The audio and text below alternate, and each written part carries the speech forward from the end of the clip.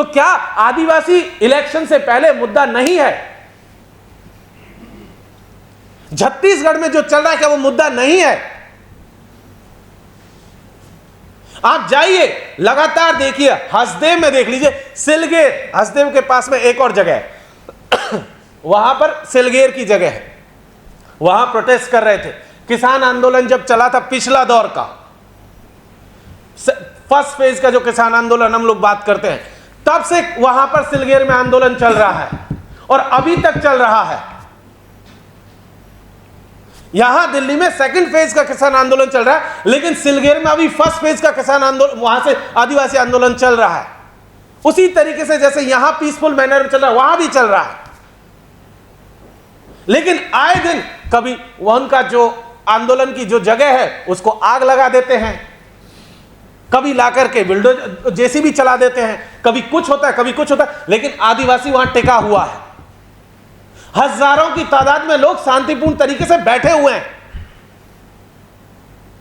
देश में सबसे उतनी बड़ी तादाद में आर्मी और फौज का जो वहां पर प्रेजेंस है छत्तीसगढ़ और झारखंड के इलाकों में, उतना तो शायद बॉर्डर एरियाज में भी नहीं है। जम्मू कश्मीर के बाद सबसे ज्यादा फोर्स अगर कहीं पर है तो वो छत्तीसगढ़ के भीतर में है। उसके बाद हुआ क्या? उसके बाद हुआ ये कि 2022 के दिसंबर में एक बिल पास किया गया इस देश की पार्लियामेंट से, जिसका नाम था wild life conservation amendment bill. Wild life conservation amendment bill के नाम पर कहा गया कि इस देश में वाइल्ड लाइफ की प्रोटेक्शन के लिए अलग अलग जोन्स आइडेंटिफाई किए जाएंगे और उन अलग अलग जोन्स में जो लोग रह रहे हैं, जो वहां पर सेटलमेंट हो रखा, उस सबको वहां से हटाया जाएगा और फिर वहां पर जो है हम लोग जीव जंतुओं को बचाएंगे। ठीक, शेर बचा, चीता बचाने के नाम पर, टाइगर बचाने के नाम पर 18 जोन्स को आइडेंटिफाई किया गया उस बिल के बाद में। 18 जोन, उनमें से 2 राजस्थान में है। 2022 की मैं बात करूं उसके बाद में, और उन 2 में से एक का मैं बता देता हूं जो कि राजसमंद और पाली के भीतर आता है, जिसमें अभी पिछले 1 महीने पहले, अभी 1 महीना भी नहीं हुआ है, तब ऑर्डर आया था राजस्थान सरकार का कि 140 गांव पहले ही राउंड में खाली करने हैं। पहले ही राउंड में 140 गांव एक टाइगर प्रोजेक्ट में। दूसरा टाइगर प्रोजेक्ट लगाया गया धौलपुर और करौली, जो कि पूर्वी राजस्थान का हिस्सा, मध्य प्रदेश से लगता हुआ हिस्सा है। वहां पर ऑर्डर आया 50 गांव के खाली करने का, और ऐसे 18 जोन है इस देश में। पहले से लगभग 48-49 पहले से हैं और अब नए 18। हम सब ने देखा कि कूनों में चीता बचा करके क्या किया है। वहां से पहले 21 गांव उजाड़े गए थे जब यह प्रोजेक्ट शुरू हुआ था 1997 में। तब पहले कहा गया था कि गिर से कुछ शेर लाए जाएंगे गुजरात के, उनको बसाया जाएगा वहां पर। फिर वो शेर नहीं आए, प्रोजेक्ट वैसे ही चला गया, जमीनें ले ली गई, फिर पता नहीं कहां से, अफ्रीका से कहीं से ला करके बसाया गया। क्या हुआ उन चीतों का? चीते बचेंगे कि मरेंगे कोई फर्क नहीं पड़ता, लेकिन आदिवासी का जिंदा रहना जरूरी है। क्योंकि अगर आदमी ही नहीं रहेगा, इंसान ही नहीं रहेगा, तो चीतों को बचा के कर क्या लोगे? और चीते तो आदिवासी ने मारे नहीं थे, तो चीतों के नाम पे कुर्बानी आदिवासी ही क्यों देगा? उसके बाद पिछले साल 2023 में फिर से एक बिल आया, forest conservation amendment bill 2023। Forest conservation amendment bill के नाम पर कहा गया कि जो भी इलाके हैं, जितना भी इलाका है, वहां पर जो भी नेशनल इंटरेस्ट में कुछ चीजें, जो प्रोजेक्ट होंगे, चाहे वो डिफेंस के पर्पज से हो या सिक्योरिटी कंसर्न हो या नेशनल बाउंड्रीज के 100 किलोमीटर का दायरा है या एक्सप्रेस वे बनेंगे या रेल लाइनें जहां से जा रही हैं, उसके आसपास की जमीनें शेड्यूल 5 और शेड्यूल 6 के दायरे में नहीं होंगी। ये पास किया गया हमारे पार्लियामेंट की तरफ से। आप बताइए कि जो प्रोविजंस कॉन्स्टिट्यूशन में किए गए थे उसको अगेन 2023 में हमारी पार्लियामेंट ने बाईपास कर दिया। क्योंकि जैसे ही फॉरेस्ट कंजर्वेशन अमेंडमेंट बिल आता है, लद्दाख अनुसूची 5 और 6 से बाहर है, पूरा नॉर्थ ईस्ट बाहर है, 100 किलोमीटर का दायरा। पूरा का पूरा नेशनल टेरिटरी ले लीजिए, फिर आपको बीच में से सड़क निकालनी है, एक्सप्रेस वे निकाल दिया, उसके आसपास का इलाका वो चला गया।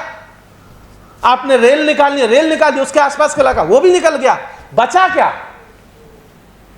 उस कॉन्स्टिट्यूशनल गारंटी का हुआ क्या? पेशा 1996 में आया था, इस देश की सरकार लेकर के आई थी।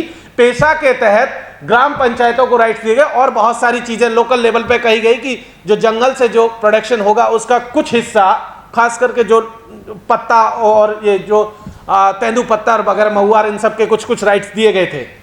कहा गया था कि 10 राज्यों में लागू होगा पेशा।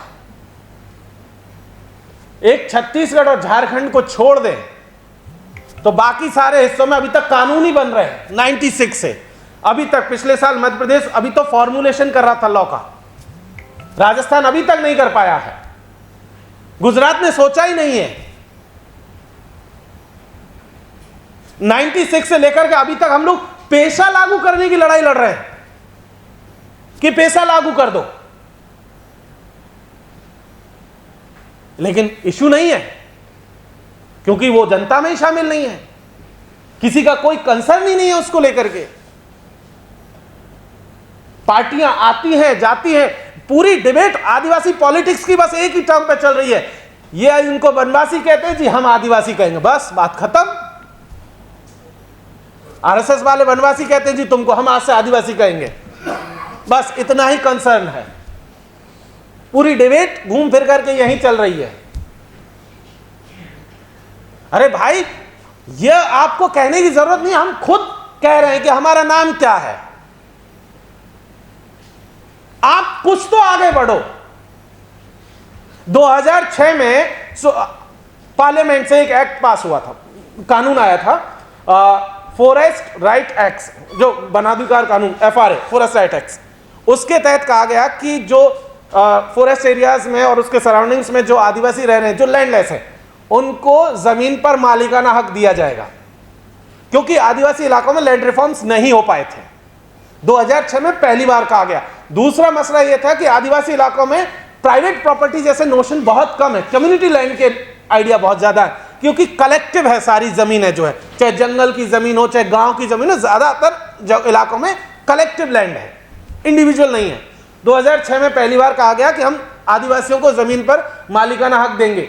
2007 में 3 NGO, एक भालू बचाता था, एक चीता बचाता था, एक शेर बचाता था, वो गए सुप्रीम कोर्ट, कहा कि जी अगर जंगल से आदिवासियों को फॉरेस्ट के तहत, इस फॉरेस्ट एरियाज में अगर लैंड राइट्स दिए गए तो शेर, चीते, भालू खतरे में आ जाएंगे। और बोले कि शेर, चीता, भालू बचाने के लिए आप इस कानून को जो है लागू मत होने दीजिए।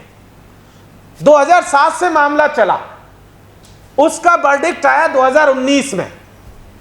2019 में वर्डिक्ट आया, तब तक देश भर में लगभग 44 लाख एप्लीकेशंस आए थे अलग अलग स्टेट्स के पास में, जिसमें इंडिविजुअल ऑनरशिप के भी डिमांड थी और कलेक्टिव भी थी, कम्युनिटी लैंड का भी मामला था। और तब पिछले साल तक हमने देखा कि मात्र 23 लाख एप्लीकेशंस को एक्सेप्ट किया गया, और देश में आबादी लगभग 13 करोड़ है आदिवासियों की, और 23 लाख एप्लीकेशंस को एक्सेप्ट किया गया, बाकी रेस्ट ऑफ अदर्स को रिफ्यूज कर दिया गया। अब आप बताइए, 23 लाख के अलावा जितने आदिवासी लोग रह रहे हैं, क्योंकि बाकी सबने तो अप्लाई नहीं किया था, उन सबको कहां जाएंगे? सुप्रीम कोर्ट का ऑर्डर है, वो अभी उन्होंने होल्ड पे डाला हुआ है अपने ही खुद के ऑर्डर को। ऑर्डर है कि जिनके पास पट्टे नहीं है उन्हें वो जमीनें खाली करनी होंगी। बताइए कहां जाएंगे? इतनी बड़ी आबादी, 13 करोड़ से ज्यादा लोग हैं आज की तारीख में आदिवासियों के, अगर 9% का हिसाब भी लगाएं तो। पार्टीशन में भी इतना माइग्रेशन नहीं हुआ जितना अब होगा, जिस दिन ये सुप्रीम कोर्ट का ऑर्डर लागू होगा उस दिन से। 2019 में ऑर्डर को देते हुए सुप्रीम कोर्ट ने हर एक स्टेट गवर्नमेंट को कहा था कि एज सुन एज पॉसिबल जितने एप्लीकेशंस रिजेक्ट किए उनको फिर से रिव्यू कीजिए और नए एप्लीकेशन इनवाइट कीजिए। आज तक पिछले 5 साल में एक एप्लीकेशन रिव्यू नहीं हुआ, लेकिन नहीं है एजेंडे में, किसी सरकार के एजेंडे में नहीं है, क्योंकि वो कोई इश्यू ही नहीं बन रहा है। सबको जंगल चाहिए, सबको फोटो खिंचाना, सबको नदी चाहिए, पानी चाहिए, पहाड़ चाहिए, सब कुछ चाहिए, लेकिन उसको बचाने वाला किसी को नहीं चाहिए। इस देश में जितने फॉरेस्ट हैं उसका 80% हिस्सा आदिवासी इलाकों में है और वही बचाए हुए हैं। बाकी हम और आप तो दिल्ली में रहकर के गमले में जो है ना एक पौधा लगा करके अपने आप को बड़ा एनवायरमेंटलिस्ट समझ रहे हैं। सिचुएशन यही है। सो पूरा का पूरा जो मॉरल ऑफ द स्टोरी वो जो चल रहा है कि भाई एक्चुअली में इलेक्शन से पहले जो एक्चुअल इश्यूज है वो गायब है सीन से। हमारा कंसर्न ये होना चाहिए कि हम लोग आदिवासी हो, दलित तबका हो, पिछड़ा तबका हो या सोसाइटी का बाकी सेक्शंस हो, माइनॉरिटी हो या गरीब गुरबा तबका है, हर एक तबके को हमें उतनी ही तवज्जो देनी है। जैसे किसानों की बात आती है उनके ऊपर तुरंत लेवल लगा दिया जाता है, आदिवासियों की बात आती है उनके ऊपर लेवल, सबके ऊपर लेवल लग रहा है। लेकिन अगर अभी भी हम लोगों ने ये कलेक्टिव इस फाइट को नहीं लड़ा तो जैसा कि उनका सपना है कि संविधान को बदलना है, उसको हम रोक नहीं पाएंगे। और अगर हमें रोकना है तो जो डेमोक्रेटिक प्रोसेस में हम लोग हैं, जिसको हम लोग पिछले 75 सालों से बचाए आ रहे हैं और जिसके हम सब प्रोडक्ट भी हैं, हमें उस पूरी प्रोसेस को बचाना पड़ेगा।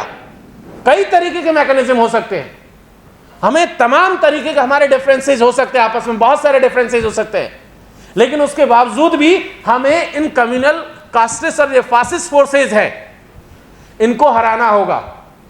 और वो एक ही तरीका, वो है इलेक्शन। आप उसको पसंद करिए नहीं पसंद करिए, कोई फर्क नहीं पड़ता, क्योंकि इंडिविजुअल चॉइसेस का मसला है ही नहीं। ये बिल्कुल भी इंडिविजुअल चॉइसेस का मसला नहीं है। ये मामला पूरा का पूरा जो लड़ाई है, ये अपने आप को बचाने की लड़ाई है, अस्तित्व को बचाने की लड़ाई है। तो इसलिए साथियों, मेरा आपसे यही गुजारिश है कि अगर हम लोग एकजुट होकर के लड़ते हैं तो शायद आने वाले दिनों में जो सपना हमारे पुरखों ने देखा था, जो संविधान में लिखा गया है, उस सपने को हम पूरा कर सकते हैं, उस डॉक्यूमेंट को बचा सकते हैं। अगर हम लोगों ने इस लड़ाई को एकजुट होकर के नहीं लड़ा तो कुछ नहीं बचेगा। बहुत बहुत शुक्रिया।